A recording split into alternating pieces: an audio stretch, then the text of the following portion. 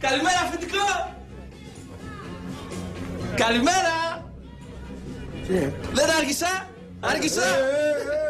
Δεν είσαι άρρωστος, παιδί μου, εσύ. Χάλια με αφεντικό. Να, σήμερα λίγο καλύτερα και... πόσο να λείψω, με χάσαν οι πελάτες μου. Άδειο το μαγαζί χωρίς εμένα. Γιατί δεν με περίμενε. Άκου να σου πω, γίγαντα, επειδή εμάς δεν μας αρέσει να σε πληρώνουμε και να κάθεσαι, αν η υγεία σου δεν είναι καλά, γιατί αυτή προέχει, η υγεία πάνω απ' όλα, στείλε τη μάνα σου. Τη μάνα σου. Αλάργα το φιλί Σπύρο μου, να έχει καιροστιμάδα.